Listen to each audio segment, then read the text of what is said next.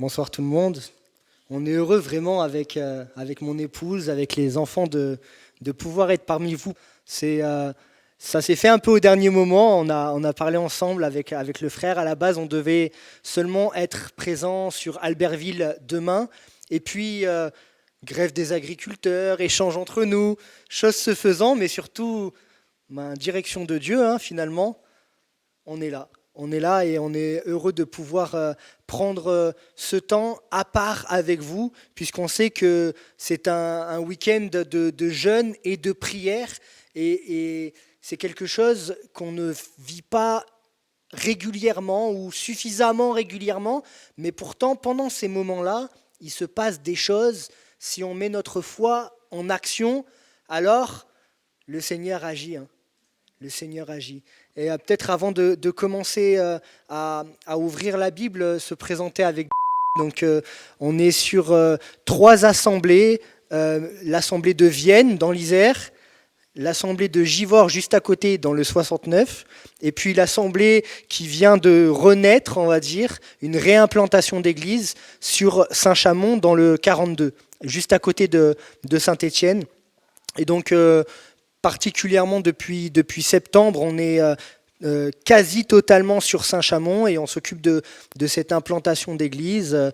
C'est un ancien kebab, donc un lieu commun, voilà, où on vient manger à la base, qu'on a fait une église et les gens se réunissent et on est de plus en plus nombreux. Donc le culte dernier, on était un peu plus de 30. Il y avait plus d'inconvertis, de non-chrétiens, en cours de transformation que de personnes disciples depuis des années. Donc il y a vraiment une œuvre qui se passe et c'est encourageant de voir que la foi, c'est quelque chose qui continue d'être, de naître, de germer dans les cœurs. Et à partir de rien, juste une parole proclamée avec foi qui vient de la parole de Dieu, il y a des personnes chaque jour qui s'approchent de Jésus. Et je vous encourage par ce moyen à continuer de témoigner de votre foi, même si vous ne voyez pas le fruit directement, on ne sait pas, peut-être que c'est un autre qui récoltera, peu importe. Vous avez fait votre travail de semer. Amen. Et donc on est vraiment heureux d'être là ce soir et je crois qu'il y a vraiment une direction de la part du Seigneur. J'en parlais avec le frère tout à l'heure lorsqu'on discutait ensemble. J'ai reçu mon appel à la prédication avant cet appel au pastoral suite à une semaine de jeûne et prière que j'avais fait seul à la maison.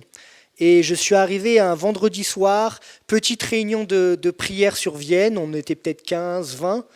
Et là, le pasteur prêchait celui qui aspire à la charge d'évêque. Vous connaissez ce passage. Et ce passage m'a tellement, toute la prédication d'ailleurs m'a tellement parlé comme si elle venait directement pour moi. C'était la parole que j'attendais de Dieu depuis toute cette semaine de jeûne et prière, que après des choses se sont passées, des dons spirituels, etc. Et puis 1 an après, j'ai commencé à apporter ma première prédication. Et donc... c'est pour vous encourager à persévérer dans ces temps-là de jeûne et prière. C'est pas du temps de perdu, mais c'est du temps de racheter, du temps de gagner. C'est quelque chose qui va vous permettre de construire votre vie chrétienne dans la durée et de comprendre davantage le plan de Dieu pour votre vie. On a besoin d'avoir ces temps de mise à part. Des temps où on se consacre à Dieu et on dit, peu importe le train-train quotidien et la routine que, mine de rien, la société veut nous amener à vivre, moi, je veux mettre du temps à part pour mon Seigneur et prendre le temps, au lieu de tout le temps parler, d'écouter ce que Dieu veut me dire. Et c'est vrai qu'on aime prier, nous, dans nos églises évangéliques, on aime prier et pourvu que ça dure, et pourvu que ça s'améliore, mais il y a aussi ce temps où je dois apprendre à écouter. Comme ce chant qui dit « Si je me tais, j'apprendrai à écouter la voix du bon berger ». Amen.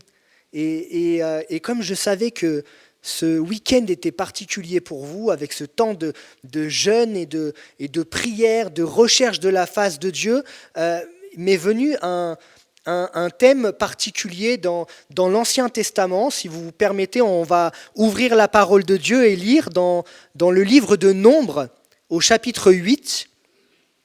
Ça va nous parler d'un peuple, une partie d'un peuple, toute petite, mais qui avait un rôle particulier à l'époque, c'est les Lévites. On va parler des Lévites ce soir. Nombre au chapitre 8, versets 5 à 21. Vous allez voir, c'est assez instructif. On se dit que c'est dans l'Ancien Testament, donc parfois on n'y prête pas garde, on ne voit pas totalement comment le rapporter à notre vie d'Église en 2024, mais pourtant il y a un tas d'éléments que l'on peut prendre en compte et qui s'appliquent directement à notre vie chrétienne. Et bien sûr, le rôle de Lévite en lui-même n'existe plus, mais il y a ce cœur de Lévite que nous devons entretenir, affermir, découvrir notre vocation qui est en Jésus-Christ. Donc Nombre au chapitre 8, versets 5 à 21, on va prendre. L'Éternel parla à Moïse et dit : « Prends les Lévites du milieu des enfants d'Israël et purifie-les. Voici comment tu les purifieras. Fais sur eux une aspersion d'eau expiatoire, qu'ils fassent passer le rasoir sur tout leur corps, qu'ils lavent leurs vêtements et qu'ils se purifient. Ils prendront ensuite un jeune taureau avec l'offrande ordinaire de fleurs de farine pétrie à l'huile, et tu prendras un autre jeune taureau pour le sacrifice d'expiation. Tu feras approcher les Lévites devant la tente d'assignation, et tu convoqueras toute l'assemblée des enfants d'Israël. Tu feras approcher les Lévites devant l'Éternel, et les enfants d'Israël poseront leurs mains sur les Lévites. Aaron fera tourner de côté et d'autre les Lévites devant l'Éternel comme une offrande de la part des enfants d'Israël, et ils seront consacrés au service de l'Éternel. Les Lévites poseront leurs mains sur la tête des taureaux, et tu offriras l'un en sacrifice d'expiation et l'autre en holocauste afin de faire l'expiation pour les Lévites. Tu feras tenir les Lévites debout devant Aaron et devant ses fils, et tu les feras tourner de côté et d'autre comme une offrande à l'Éternel. Tu sépareras les Lévites du milieu des enfants d'Israël, et les Lévites m'appartiendront. Après cela, les Lévites viendront faire le service dans la tente d'assignation. C'est ainsi que tu les purifieras et que tu les feras tourner de côté et d'autre comme une offrande. Car ils me sont entièrement donnés du milieu des enfants d'Israël. Je les ai pris pour moi à la place des premiers-nés de tous les premiers-nés des enfants d'Israël. J'ai donné les Lévites entièrement à Aaron et ses fils du milieu des enfants d'Israël pour qu'ils fassent le service des enfants d'Israël dans la tente d'assignation, pour qu'ils fassent l'expiation pour les enfants d'Israël et pour que les enfants d'Israël ne soient frappés d'aucune plaie en s'approchant du sanctuaire. Moïse, Aaron et toute l'assemblée des enfants d'Israël firent à l'égard des Lévites tout ce que l'Éternel avait ordonné à Moïse touchant les Lévites. Ainsi firent à leur égard les enfants d'Israël. Les Lévites se purifièrent et lavèrent leurs vêtements. Aaron les fit tourner de côté et d'autre comme une offrande devant l'Éternel, et il fit l'expiation pour eux afin de les purifier. Amen. Vous voyez quand même un long passage, Et il y a quand même une ritournelle, un principe de répétition qui nous montre qu'il y a une accentuation, qu'il y a quelque chose d'important à comprendre. Vous savez, cette accentuation sur le mot, il les fait tourner comme ça, comme une offrande. Il y a un principe à comprendre et on aurait pu, comment dire, faire que ce texte comporte uniquement 3-4 versets, mais là, il y a plus de 15 versets et c'est comme une répétition, comme s'il y a un martèlement, quelque chose d'important à comprendre. Et si ce texte se retrouve dans la parole de Dieu et qu'on ne cherche pas à enlever quelque chose à la parole de Dieu, ça veut dire qu'il y a quelque chose à en tirer. Et j'ai pris quelques enseignements, j'en ai relevé quelques-uns et j'aimerais voir cela avec vous ce soir. Tout d'abord, les Lévites étaient pris du milieu d'Israël. Ils étaient pris par l'Éternel du milieu d'Israël. Il y a une action de Dieu de prendre d'eux, d'appeler à quelque chose, d'appeler vers. Et le Seigneur veut nous prendre, veut nous tirer par des cordages d'amour. C'est ce qu'il a fait lorsqu'il nous a rencontrés, lorsqu'il est venu à notre rencontre et qu'il nous a sortis de notre misère. Je ne sais pas pour vous, mais moi j'étais bien loin, je faisais un peu n'importe quoi de ma vie, mais lorsqu'il a plu à l'Éternel de venir à mon secours, il me l'a bien fait comprendre. Et puis je suis passé, comme on dit, des ténèbres à son admirable lumière. Il y a un changement, un avant et un après. Bien sûr, il y a un pendant, c'est-à-dire tout un processus lorsque le Seigneur se révèle à nous, mais je peux dire, avec du recul, qu'il m'a fait passer d'un état à un autre. D'un camp à un autre. Je ne suis plus esclave de l'ennemi de notre âme, mais j'appartiens à mon Seigneur Jésus. Amen. Il y a une action qui est faite de la part du Seigneur. Et les Lévites, c'était ça. Les Lévites, c'était ça. Ils devaient être pris du milieu d'Israël. Dans un contexte quand même où déjà à l'époque, il y a de la désobéissance. Dans notre époque aussi, en 2024, on désobéit au Seigneur. Hein. Mais déjà à l'époque, ça désobéissait au Seigneur, le veau d'or et compagnie. Il devait y avoir un principe de démarcation, un principe d'attachement aux voies du Seigneur. Et pour cela, c'est le Seigneur qui devait retirer ces personnes et les appeler à quelque chose d'autre. Il y avait comme une sainte convocation de la part du Seigneur, un appel de sa part. Dieu va choisir les descendants de Lévi.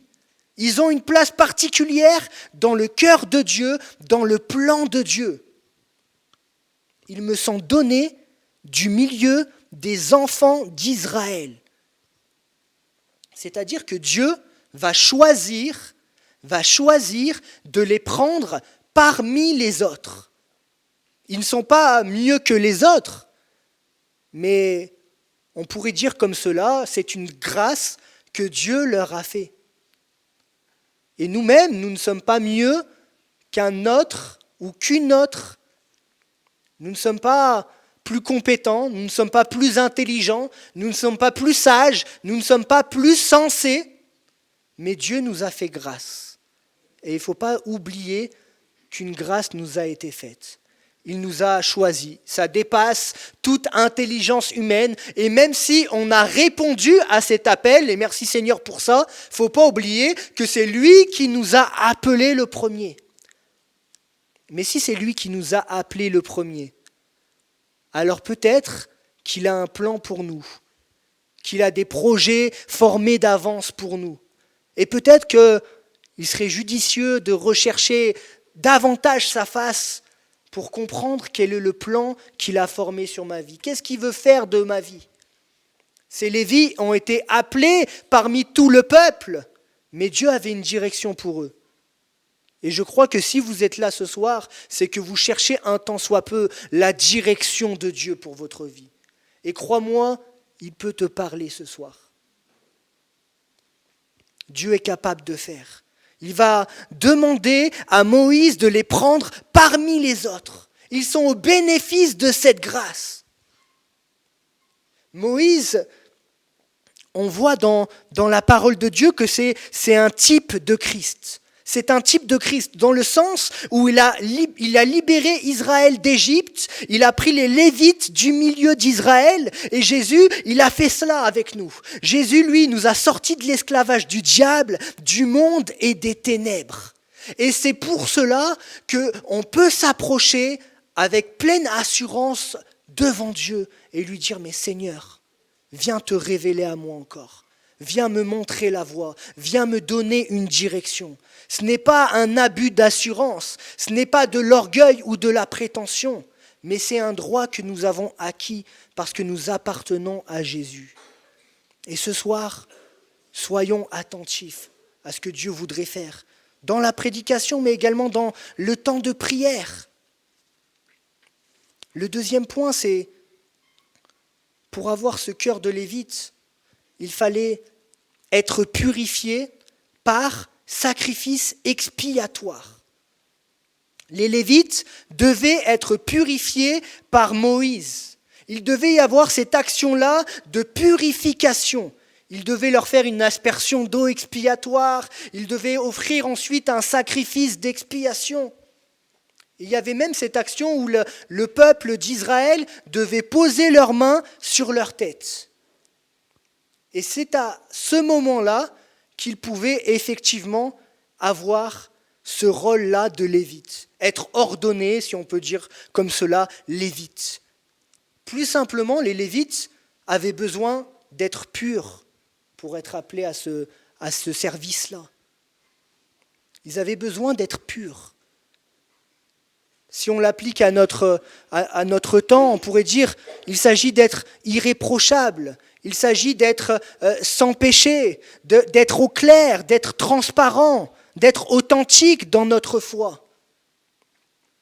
Plus que Jésus qui a agi dans notre vie, et certes, il nous a lavés, purifiés de toute iniquité, mais on retombe dedans. Vous voyez ?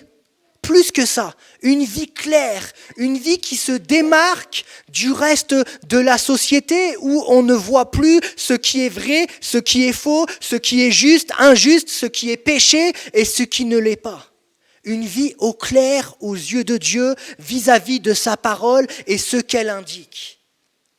Il devait être pur.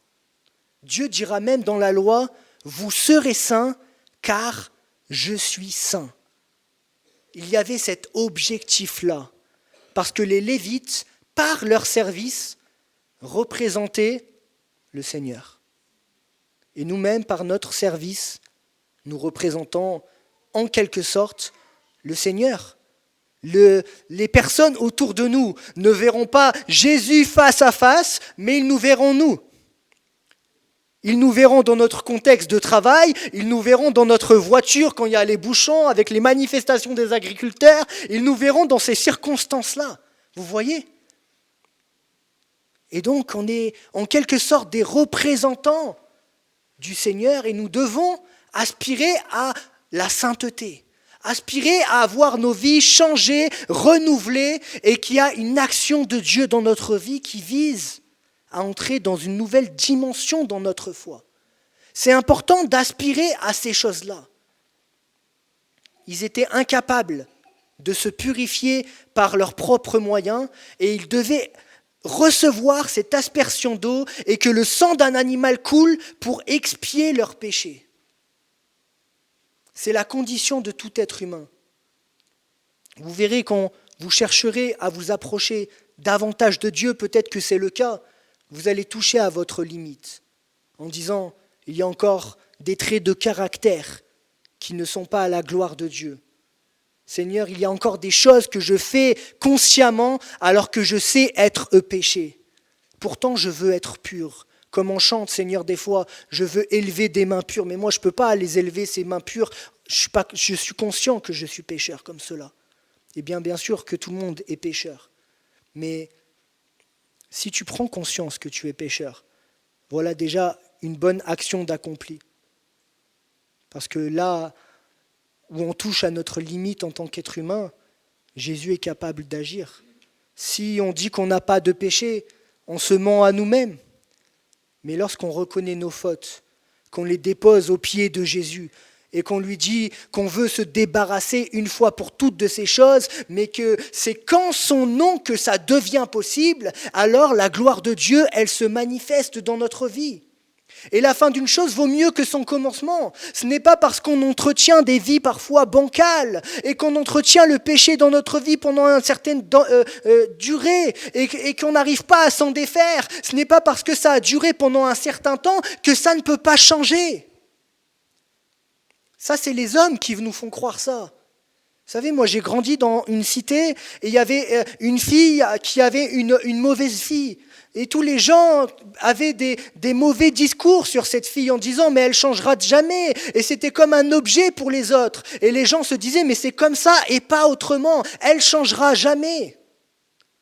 Mais si Dieu a prévu de faire quelque chose dans ta vie, si tu lui remets ta vie, alors crois-moi que Jésus peut agir. La fin d'une chose vaut mieux que son commencement. Et si tu mets ta foi en action ce soir, Jésus pourrait te débarrasser enfin de ce trait de caractère que tu traînes depuis si longtemps. Et tu pourras le servir. Être purifié. Le peuple hébreu devait offrir en sacrifice des animaux pour le pardon des péchés. Mais ces sacrifices étaient temporaires, ils n'étaient pas pleinement efficaces, mais nous avons le sacrifice de Christ. Il peut agir pleinement pour nos vies. Son sacrifice, il est efficace, une fois pour toutes. Jésus peut agir. Ça peut rester juste des mots. Ça peut rester, oui, on a l'habitude, on a entendu parler, c'est tellement simple, la prédication ce soir. Mais non, mais il faut que ça devienne du réel, du acté dans notre vie. De passer de là à d'une compréhension intellectuelle seulement à une compréhension du cœur, qui fait que ça transforme notre être tout entier et ça nous fait entrer dans une nouvelle vie en Christ. Pour avoir ce cœur de Lévite, il faut être pris, purifié, et ensuite, mis à part, consacré. Il y a une mise à part qui se fait. Ça veut dire qu'ils n'étaient pas totalement parmi le peuple hébreu, mais ils étaient un peu à côté comme cela. Il y avait une différenciation qui s'opérait. Et cette mise à part, qui peut être physique, mais qui est surtout mentale, spirituelle, dans l'éthique, dans les valeurs, dans les prises de position, c'est ça qui fait qu'ils étaient lévites. Parce que lévite, ça aurait pu être, et ça l'a été ensuite dans les générations d'après, qu'un titre. Et on peut appeler comme ça des gens pasteurs, on peut appeler des gens chantres, on peut appeler des gens au service de la louange, du service auprès des enfants, et que sais-je encore ? Mais s'il n'y a pas ce cœur à cœur avec Dieu, s'il n'y a pas cette réelle mise à part, cette conviction qu'on est appelé à plus et à entrer dans proximité avec le Seigneur, alors ça sonne faux, comme un airain qui résonne, vous voyez. Et on a besoin d'avoir des vies en adéquation avec ce que l'on croit. On a besoin de cette mise à part. Le fait d'être mis à part, de se différencier, de se dissocier de cette masse, de ne pas adhérer à certaines choses, de dire qu'on se met du côté des choses de Dieu et qu'on prend position là-dedans, ça va entraîner du changement. Automatiquement, par cette règle, Dieu va faire quelque chose, il va protéger les Lévites des dérives des enfants d'Israël. Vous voyez toute cette idolâtrie qu'il y avait. Tous ces mariages qui n'étaient pas, souhaités par le Seigneur. Il avait fait des avertissements, etc. Il y aura des mauvaises alliances qui vont être faites. Par cette démarcation, le Seigneur va les protéger. Et ils vont se consacrer à lui. J'aime bien l'image d'un sachet d'orange. Je ne sais pas si vous avez cette image, le sachet avec plein d'oranges à l'intérieur. Vous prenez ce grand sachet où, vous imaginez, là, il y a 10 oranges. Bon, il n'y en a pas 10, mais allez, il y a quelques oranges. Vous mettez une orange pourrie. Elle est quasiment verte. Vous la voyez, cette orange ? Imaginez maintenant, 2 jours plus tard, est-ce que les oranges qui sont à côté vont rester oranges ou elles vont pourrir et devenir vertes ? La réalité est la suivante, celles qui sont juste à côté, elles vont pourrir également. Celles qui sont éloignées mais encore dedans, elles ne vont pas pourrir. Et celles qui sont à part, éloignées, elles ne vont pas pourrir.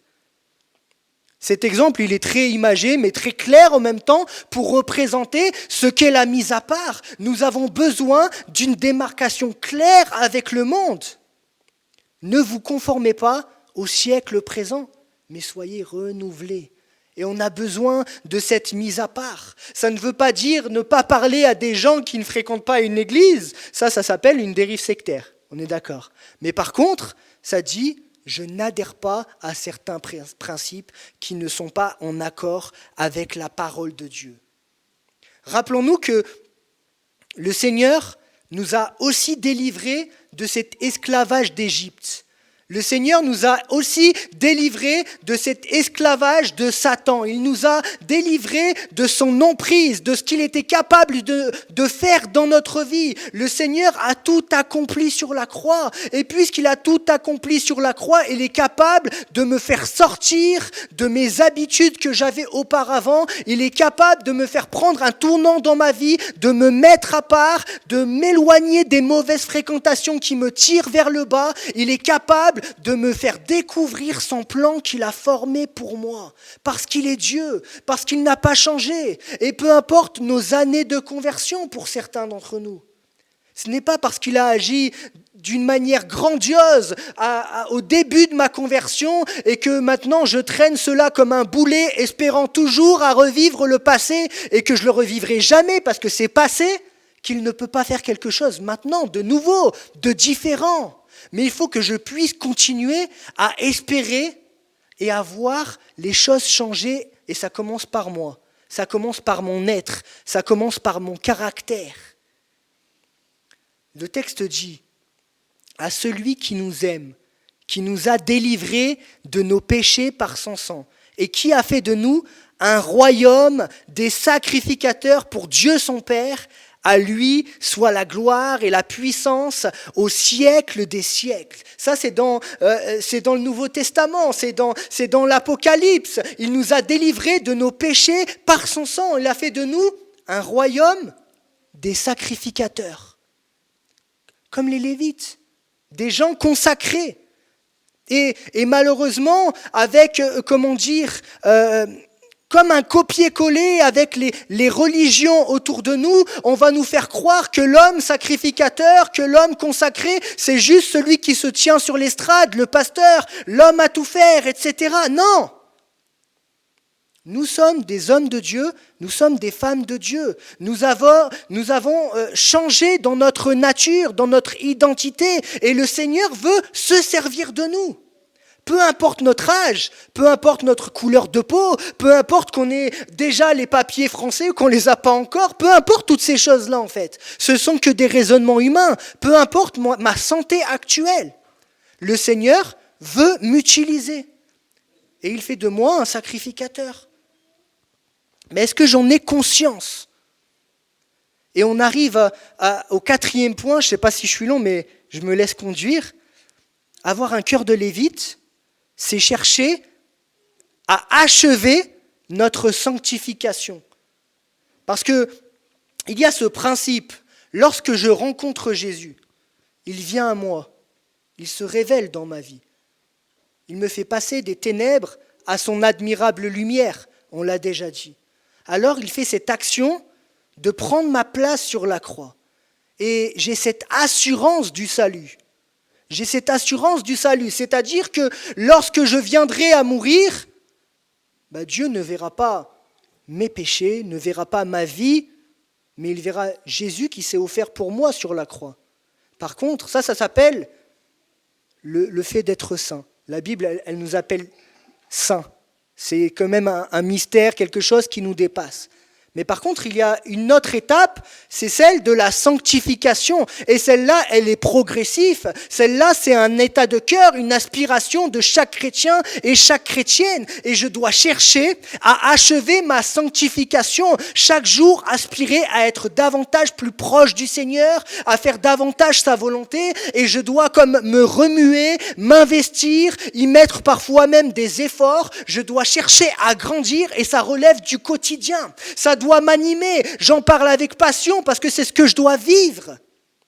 Quand je suis là, je dois à l'église, je dois aspirer à entendre pour mettre en pratique. Quand je suis chez moi, qu'importe que je lise 1 chapitre ou 5 chapitres, je dois m'attendre à ce que Dieu me parle et que je puisse l'appliquer dans mon quotidien. Chercher à achever ma sanctification. Et les Lévites devaient faire des choses pour achever cette action-là, on pourrait dire d'ordination. Les Lévites devaient passer le rasoir sur leur tête, comme ceux qui faisaient vœu de naziréat. Vous savez, comme ceux qui disaient « je veux être consacré ». Ils auraient pu dire non, refuser de faire ça, mais c'était leur part à faire. Et nous, parfois, Dieu nous appelle, il nous transforme, il agit dans nos vies, et après, quand il s'agit de notre part à faire, aussi infime soit-elle, parfois on ne se met pas en action. Et pourtant on dit, mais Seigneur dit, mais va avec la force que tu as. Agis, c'est lui qui donne le vouloir et le faire. Moi j'ai mis un an où Dieu m'a parlé à 10 ou 15 reprises au sujet de la prédication, avant qu'il y ait cette dernière et ultime appel lors d'une prédication où le prédicateur carrément dit, il y en a un dans cette salle qui a été appelé à prêcher et qui refuse. Et après, là, c'est bon, j'avais mon compte, vous voyez. Une fois que c'était, voilà, il y avait maintes reprises, plusieurs appels incessants de la part du Seigneur, je me suis enfin, mis dans les rangs du Seigneur. J'ai enfin accepté ce qu'il voulait faire de ma vie. Et pourtant, c'était juste dire oui. Et le Seigneur, parfois, il fait des grandes choses dans notre vie. Et quand il s'agit juste de dire oui, ou de dire « ok, j'y vais », c'est bon, je lâche prise, Seigneur, enfin. J'accepte de ne pas comprendre tout. Vous voyez, on a du mal. On a du mal, c'est vrai. Parce qu'on est des êtres humains.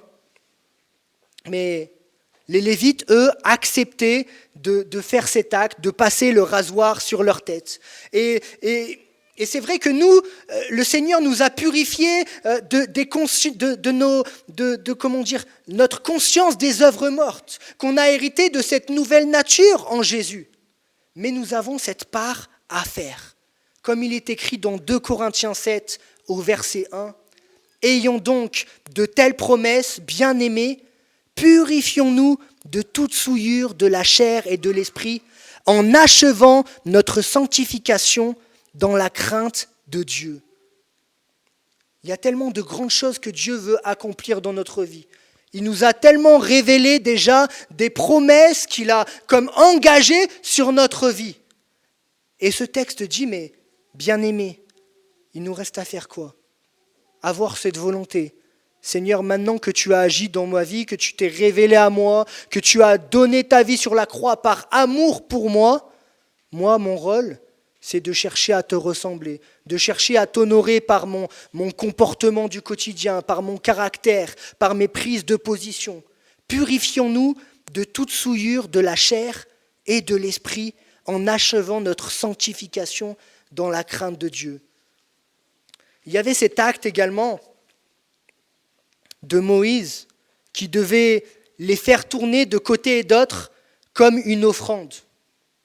Je ne sais pas si vous voyez ce texte qui revient plusieurs fois. Moïse devait les faire tourner de côté et d'autre comme une offrande.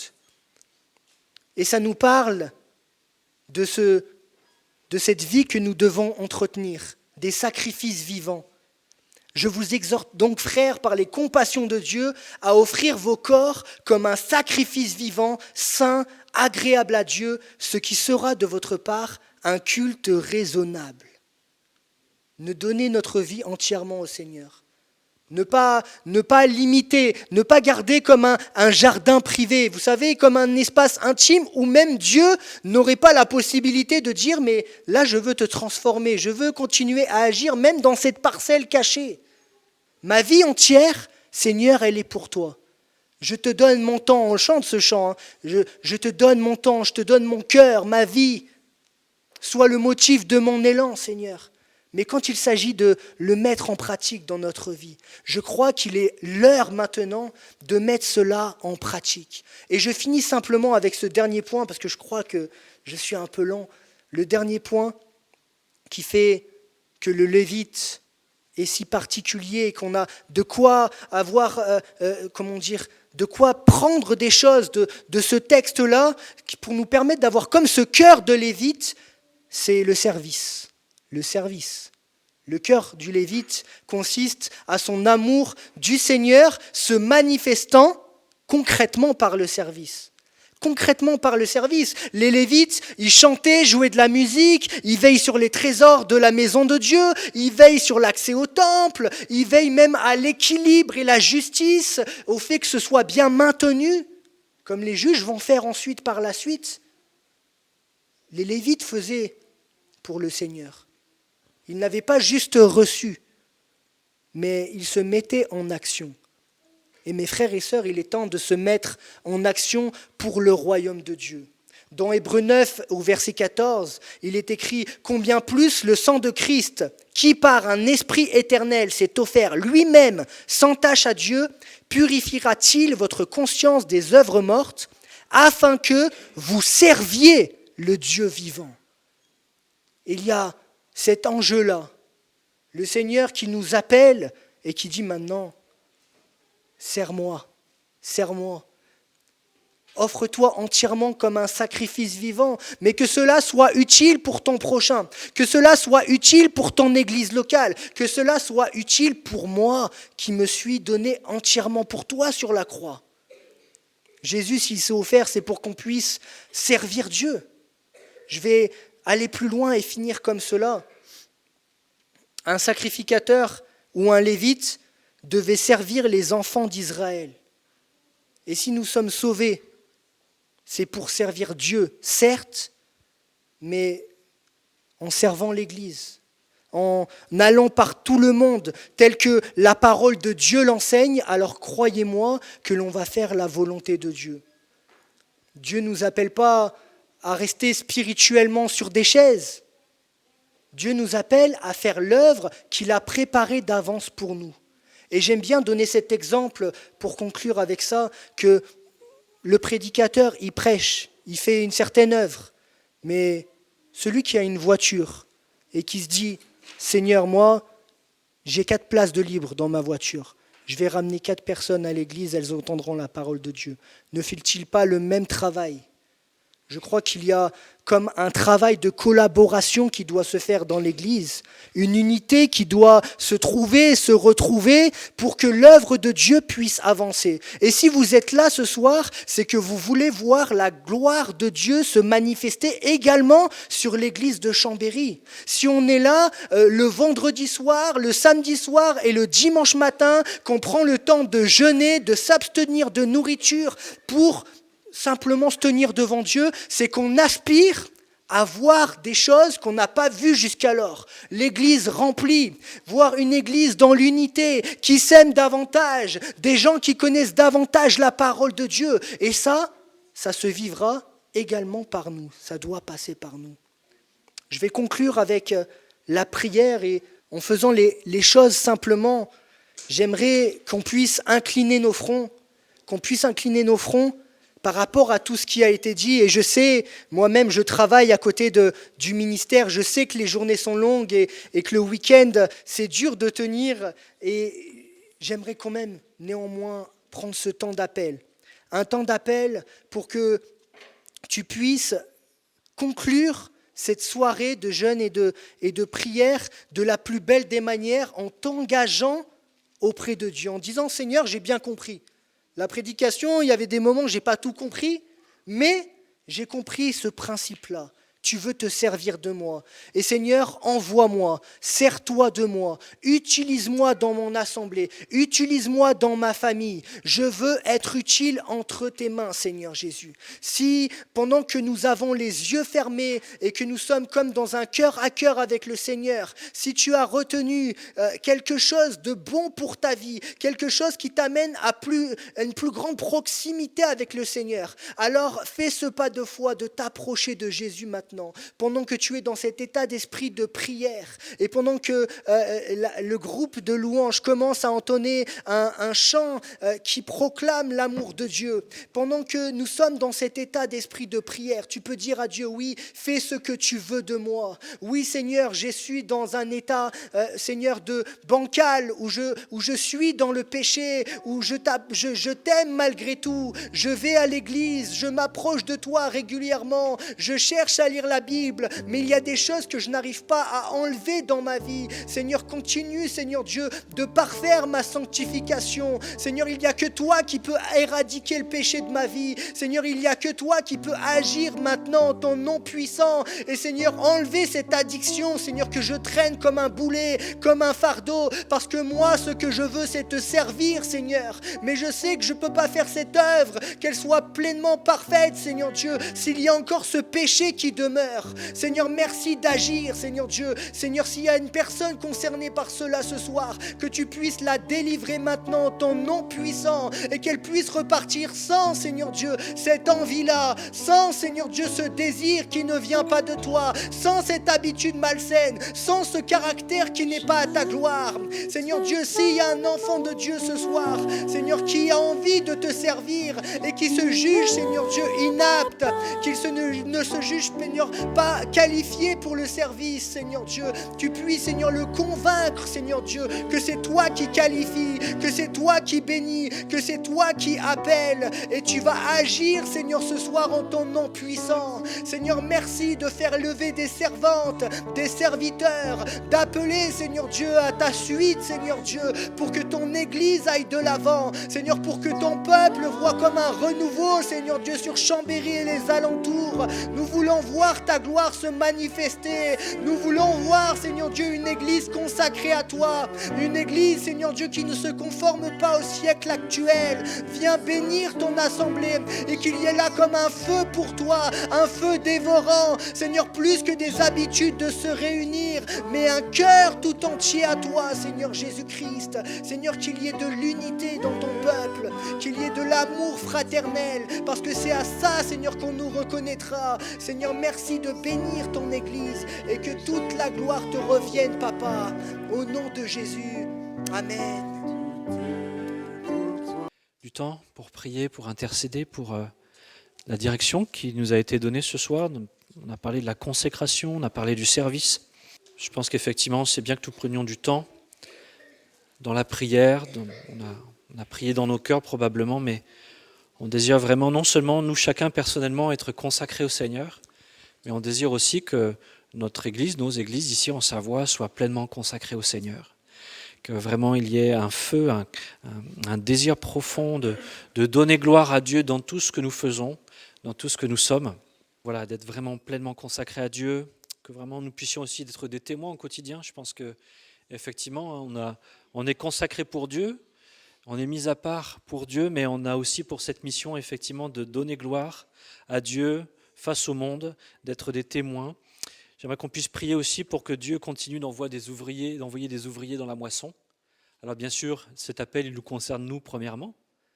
Et je vous encourage, chacun, chacune, si dans votre cœur ça résonne, voilà, de vous lever pour servir le Seigneur dans son Église. Il y a des besoins, que ce soit pour les ados, on veut prier pour qu'il y ait des ouvriers, des ouvrières qui se lèvent pour servir au milieu des ados, au milieu des enfants, pour que vraiment les enfants et les ados puissent être bénis et enseignés et trouver aussi des modèles au travers de ces hommes et de ces femmes qui vont se lever pour les servir.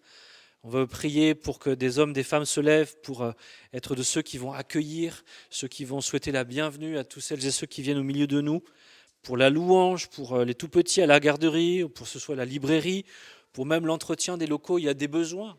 Il y a des besoins au milieu de nous et on veut vraiment prier pour que Dieu envoie des ouvriers dans sa moisson pour que des hommes et des femmes se lèvent pour servir Dieu au sein de son Église. Si on peut afficher la diapo suivante. On veut prier également pour que le Seigneur envoie des ouvriers dans la moisson pour que justement, il y ait le royaume de Dieu s'établisse toujours plus en Savoie, pour que des hommes, des femmes se lèvent pour évangéliser. On se réjouit aussi des œuvres sociales qui sont mises en œuvre pour la banque alimentaire, qu'il y ait d'autres encore qui puissent rejoindre l'équipe en place pour qu'on puisse développer les activités, que d'autres œuvres sociales puissent voir le jour. On croit que Dieu est capable d'agir d'une manière ou d'une autre, et tout ce que notre main trouve à faire, nous voulons pouvoir le faire, mais il y a besoin d'hommes et de femmes qui se lèvent.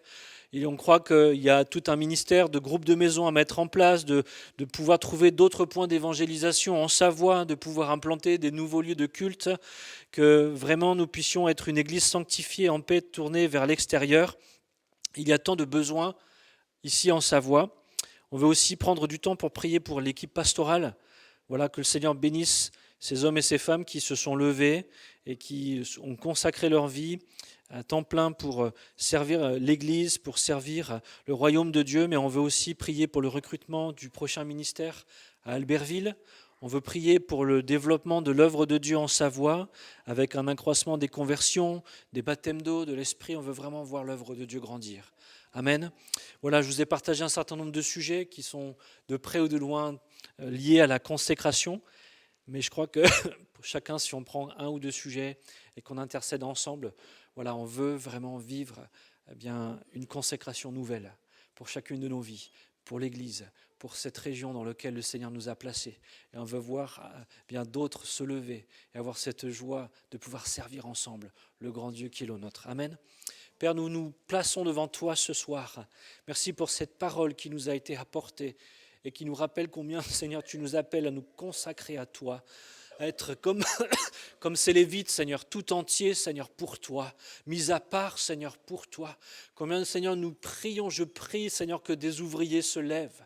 Seigneur, que des ouvriers se lèvent dans ta maison, Seigneur, pour te servir, pour te donner gloire, pour t'apporter, Seigneur, l'adoration et le service qui t'est dû, Seigneur, pour servir les frères et les sœurs, pour servir, Seigneur, les ados, les enfants, les jeunes, pour servir, Seigneur, au milieu, Seigneur, des frères et des sœurs, pour servir celles et ceux qui ont besoin, Seigneur, d'être soutenus, d'être encouragés, d'être fortifiés. Je prie, Seigneur, qu'il y ait des hommes et des femmes qui se lèvent au milieu de nous. Tu vois les besoins, tu les connais, Seigneur. Je prie, Seigneur, que ces besoins soient rencontrés. Je prie, Seigneur, que tu nous donnes encore, Seigneur, des serviteurs, des servantes qui se lèvent pour bénir les ados, pour bénir les enfants, pour bénir, Seigneur, tous celles et ceux, ces nouvelles personnes qui viendront au milieu de nous, Seigneur, par leur accueil, par leur bienveillance. Je prie, Seigneur, que tu nous donnes, Seigneur, des hommes et des femmes qui vont se donner, Seigneur, donner de leur temps, donner de leur énergie, Seigneur, donner de leur argent, Seigneur, pour que ton œuvre avance ici dans cette église, ici à Belay, Seigneur, mais aussi à Albertville. Je prie, Seigneur, que tu envoies des hommes et des femmes, Seigneur, qui se lèvent,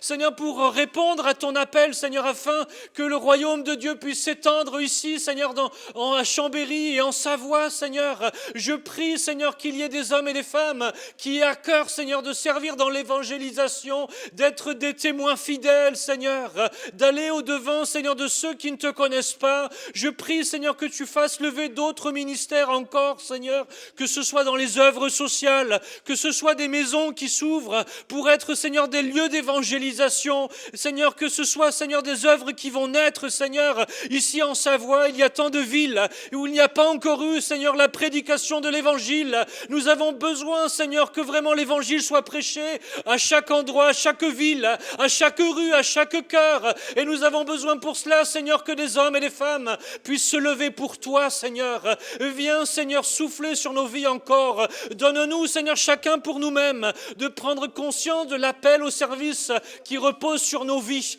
Mais, Seigneur, nous prions qu'il s'en ajoute encore davantage. Nous voulons, Seigneur, voir au milieu de nous des conversions. Nous voulons voir au milieu de nous, Seigneur, des hommes et des femmes s'engager par les eaux du baptême. Nous voulons voir, Seigneur, au milieu de nous des hommes et des femmes revêtus de la puissance du Saint-Esprit pour accomplir, Seigneur, l'œuvre à laquelle tu les appelles. Seigneur, nous avons besoin d'une œuvre nouvelle, d'ouvriers nouveaux, Seigneur, afin, Seigneur, que quelque chose se passe, que quelque chose de plus arrive, Seigneur. Nous voulons plus de toi dans nos églises, plus de toi dans notre vie au quotidien, mais plus de toi dans nos régions, dans nos villes, dans nos rues, Seigneur. Nous voulons te voir, Seigneur. Nous voulons voir ta gloire, Seigneur, se manifester. Vraiment, je prie que des ouvriers, des ouvrières se lèvent, Seigneur, dans les jours à venir, dans les semaines à venir, dans les mois à venir, dans les années à venir, Seigneur, que nous puissions élargir, Seigneur, nos tentes, Seigneur, que nous puissions, Seigneur, accomplir davantage pour ta gloire. Vraiment, viens sanctifier nos cœurs, viens sanctifier nos vies, viens sanctifier nos pensées, afin que véritablement nous pensions comme des Lévites, comme des serviteurs, Seigneur, et non pas comme des consommateurs. Père, viens changer nos cœurs, viens changer nos vies, nos regards, Seigneur, sur tout cela. Nous voulons prier, crier à toi ce soir, intercéder pour cela, parce que nous croyons que tu as préparé des choses d'avance, et nous voulons les voir s'accomplir, Père. À toi soit toute la gloire, Père. Amen.